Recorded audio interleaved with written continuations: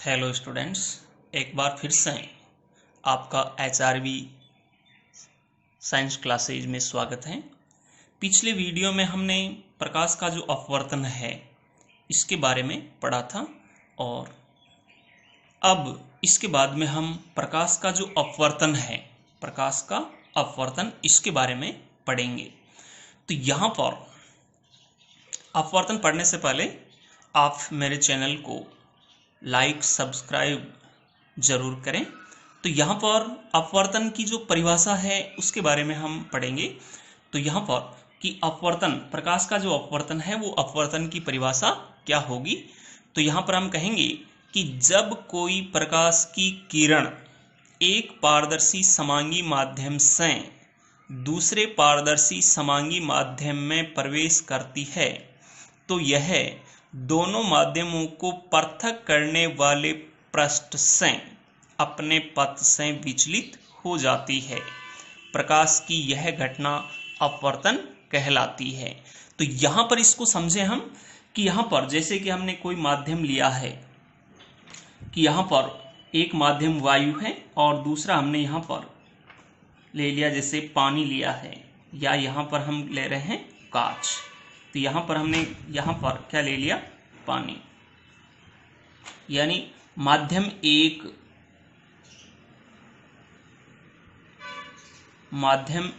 यहाँ पे क्या है, वायु है। माध्यम एक यहाँ पर क्या है, वायु। और यहाँ पर है माध्यम दो, दूसरा माध्यम है ये माध्यम दो। ये क्या ले लिया हमने, जैसे पारदर्शी माध्यम लेना है तो हमने ले लिया पानी, या हम यहाँ पर ले सकते हैं कांच।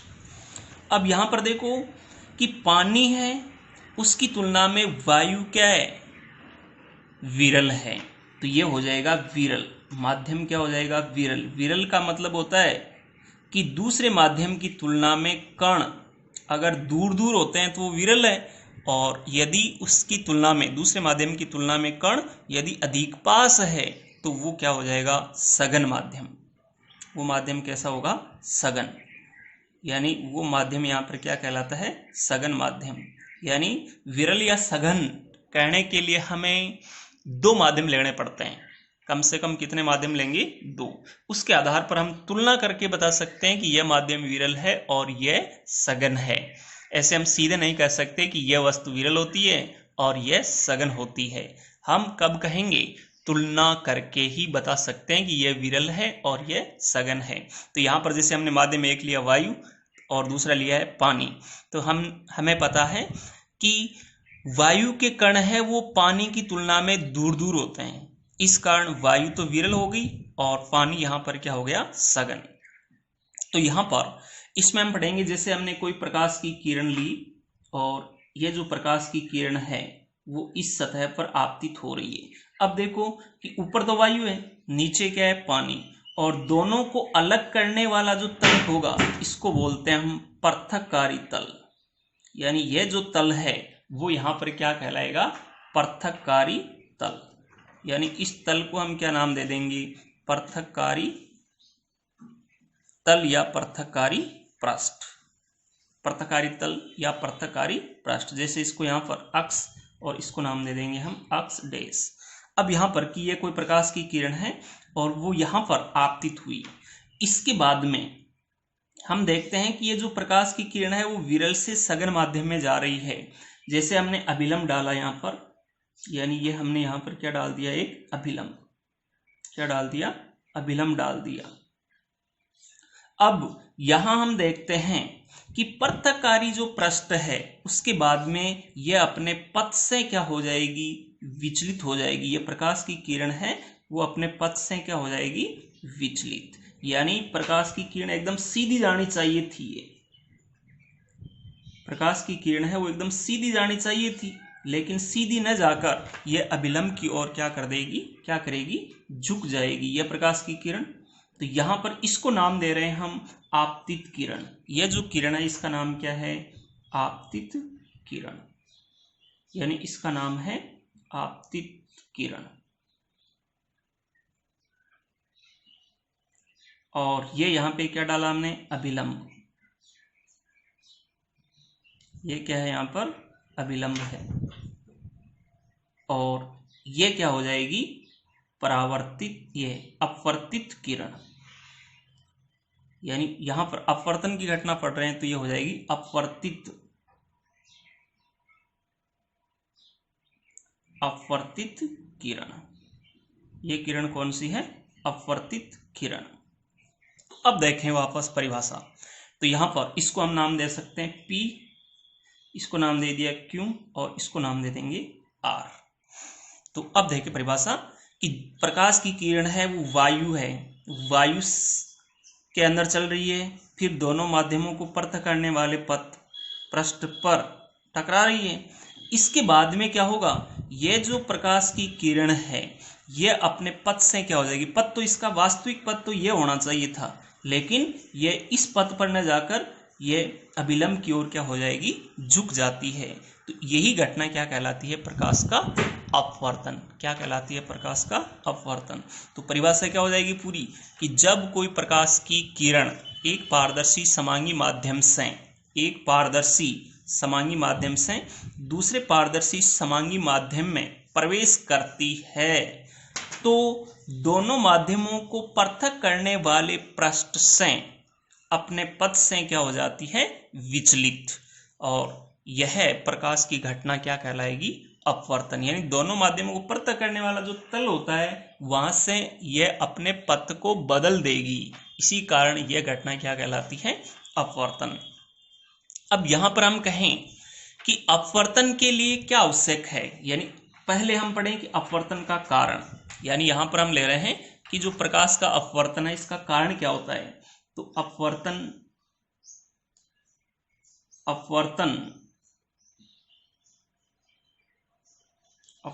का कारण,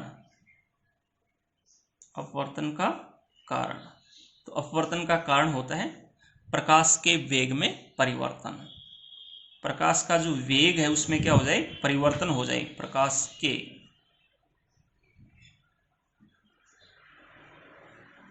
वेग में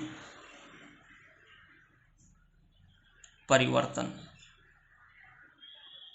प्रकाश के वेग में परिवर्तन, यानी अपवर्तन का कारण क्या होगा, प्रकाश के वेग में परिवर्तन। यहां पर हमने देखा था कि यहां पर विरल माध्यम था, इस कारण यह प्रकाश की किरण है वो तेज गति से चल रही थी। यहां पर आ गया सघन माध्यम, प्रकाश का वेग कम हो गया, और कम होने के कारण यह अपने पथ से क्या हो जाती है, विचलित। इसके कारण कौन सी घटना होगी, अपवर्तन। अब यहां पर हम कहें कि अपवर्तन के लिए आवश्यक क्या होता है, अपवर्तन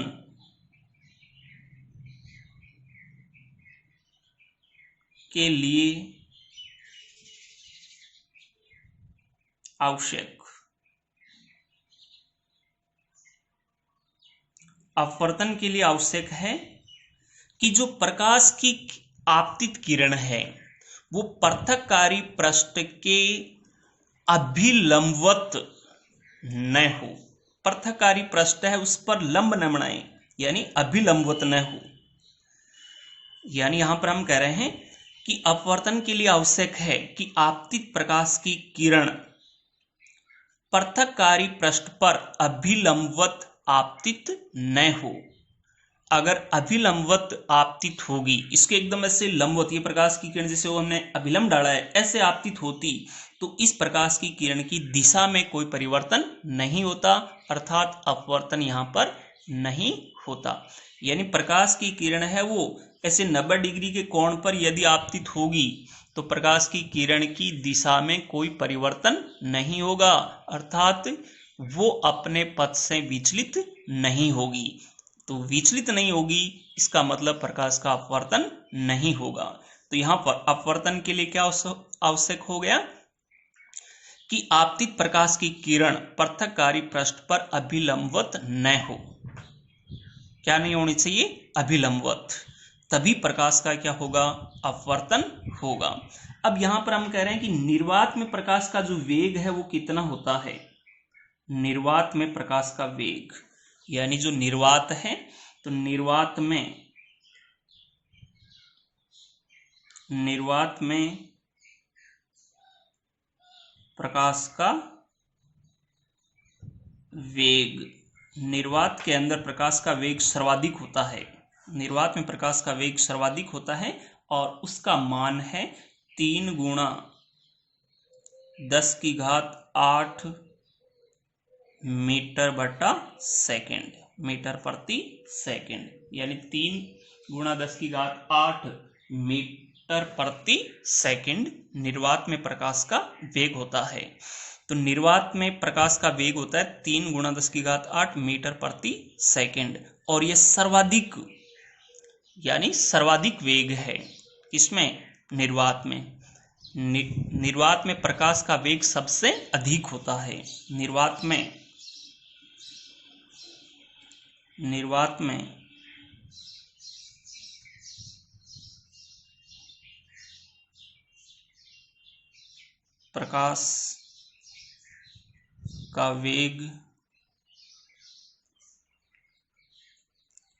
निर्वात में प्रकाश का वेग सर्वाधिक होता है। किसकी तुलना में? अन्य माध्यमों की तुलना में। तो निर्वात में प्रकाश का वेग सर्वाधिक होता है और जिसका मान होता है 3 गुणा 10⁸ मीटर बटा सेकेंड। अब यहां पर इसके बाद में हम पढ़ें कि माना कि हमने कारण पढ़ा था प्रकाश के वेग में परिवर्तन। अपवर्तन का कारण क्या पढ़ा है? प्रकाश के वेग में परिवर्तन।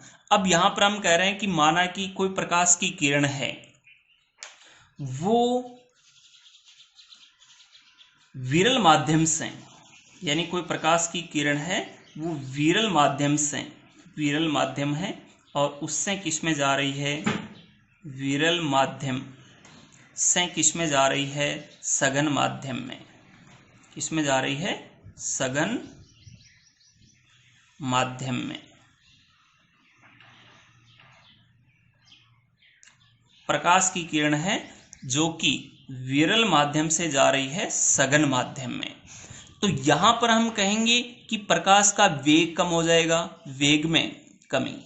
किस में कमी आ जाएगी? वेग में कमी।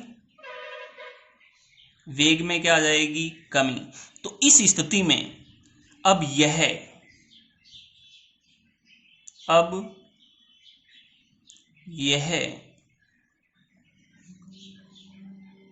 प्रकाश की किरण अभिलंब की ओर झुकेगी। अभिलंब की ओर झुक जाती है।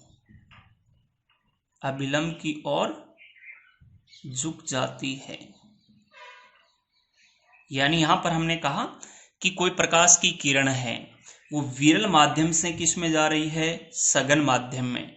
तो उस प्रकाश की किरण के वेग में क्या आ जाएगी? कमी आएगी, और वेग में कमी आने के कारण यह अभिलंब की ओर क्या करेगी? झुक जाएगी। यानी जब कोई प्रकाश की किरण विरल माध्यम से सघन माध्यम में जाती है तो उसके वेग में कमी आ जाती है, जिसके कारण यह प्रकाश की किरण अभिलंब की ओर झुक जाती है। पहला बिंदु हो गया। अब इसके बाद में हम कह रहे हैं कि कोई प्रकाश की किरण है जो सघन माध्यम से विरल में जा रही है। सघन माध्यम है,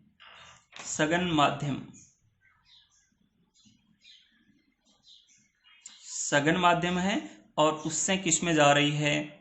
विरल माध्यम में। सघन माध्यम से विरल माध्यम में जा रही है।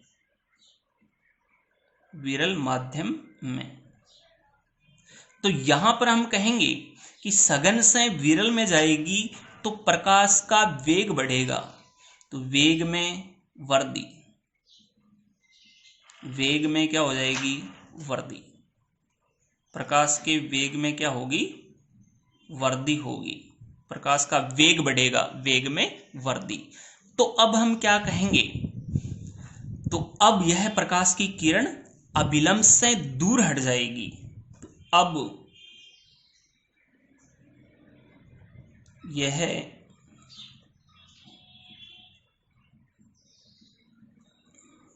प्रकाश की किरण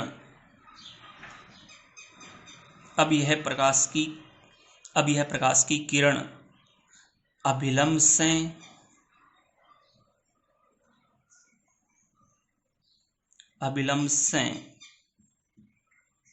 दूर हट जाती है,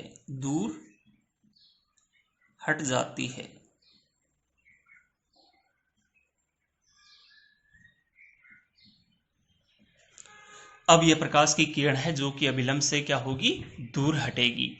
तो यहां पर देखो दोनों स्थितियां देखो, पहली स्थिति और ये दूसरी। तो इसमें हमने कहा कि विरल से जा रही है, किसमें, सघन माध्यम में, यानी कोई भी प्रकाश की किरण है वो विरल माध्यम से सघन माध्यम में जाए तो उसके वेग में क्या आ जाएगी, कमी आएगी। और वेग में कमी आने के कारण यह प्रकाश की किरण अभिलंब की ओर झुक जाएगी। वेग में कमी आएगी तो यह अभिलंब की ओर क्या होगी, झुकेगी। अब है कि सघन माध्यम है, सघन माध्यम का मतलब होगा जैसे यहां पर हम ले रहे हैं कि ये पानी है और ये यहां पर है वायु, यानी ये सघन मान लिया हमने पानी और ये यहां पर क्या ले लिया, वायु। तो प्रकाश की किरण वो सघन माध्यम से विरल माध्यम में जा रही है तो वेग में क्या हो जाएगी, वृद्धि, वेग बढ़ जाएगा। और वेग बढ़ने के कारण ये अभिलंब से क्या होगी, दूर हटेगी। प्रकाश की किरण है वो अभिलंब से दूर हट जाती है। तो यहां पर जैसे पहले हमने पढ़ा था उसके बारे में वापस देखें कि यहां ये प्रकाश की किरण वायु से किस में जा रही थी, पानी में। प्रकाश की किरण है वो वायु से किस में जा रही है, पानी के अंदर। तो वायु पानी की तुलना में विरल है और पानी यहां पर इसकी तुलना में सघन है।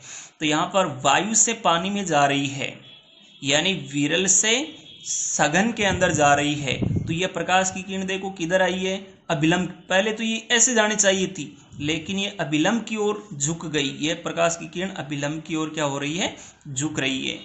लेकिन अब देखो इसको उल्टा करके देखें कि पानी से जा रही है मान लो वायु के अंदर, यानी पानी से किस में जा रही है, यह प्रकाश की किरण मानी हमने। तो ये पानी से किस में जा रही है, वायु के अंदर जा रही है। तो इस स्थिति में सीधी ऐसे जानी चाहिए थी लेकिन ये अभिलंब से क्या हो रही है, दूर हटती हुई हमें दिखाई दे रही है। तो यहां पर सीधा इसका अर्थ है कि प्रकाश की किरण है जो अगर विरल से सघन माध्यम में जाएं तो वेग में कमी होगी और कमी होने के कारण ये अभिलंब की ओर झुक जाती है। और सघन से विरल में जाती है तो वेग में वृद्धि होगी और ये प्रकाश की किरण अभिलंब से दूर हट जाती है। तो इस प्रकार प्रकाश का अपवर्तन, जिसकी परिभाषा अपवर्तन का कारण और अपवर्तन के लिए आवश्यकता किसकी होगी, ये ध्यान रखना है हमें कि अपवर्तन कब होगा, जब कोई भी प्रकाश की आपतित किरण है वो पृथककारी पृष्ठ के अभिलंबवत न हो, यानी उस पर 90 डिग्री के कोण पर यदि आपतित होगी तो प्रकाश की किरण की दिशा नहीं बदलेगी, यानी प्रकाश की किरण यहां पर अपवर्तित नहीं होगी, यानी यहां पर प्रकाश का अपवर्तन नहीं होगा। कब नहीं होगा, जब आपतित किरण अभिलंबवत हो, और अभिलंबवत अगर नहीं होगी तो अपवर्तन होगा। और इसके बाद में कि निर्वात में जो प्रकाश का वेग है वो 3 × 10⁸ मीटर प्रति सेकंड होता है, यानी 3 × 10⁸ मीटर, 1 सेकंड के अंदर इतना वेग किसमें होगा, निर्वात में। तो सबसे अधिक प्रकाश का सबसे अधिक वेग किसमें होता है, निर्वात के अंदर। और इस वेग का मान कितना होता है, 3 × 10⁸ मीटर प्रति सेकंड होता है। अब इससे अगले वीडियो में हम पढ़ेंगे जो अपवर्तन के नियम हैं और इसके बाद में अपवर्तनांक के बारे में हम पढ़ेंगे। तो अगला वीडियो आप जरूर देखें और इस चैनल को सब्सक्राइब और लाइक करें और साथ में बेल आइकन को दबाएं जिसके कारण आने वाले वीडियो की सूचना आप तक पहुंच सकें।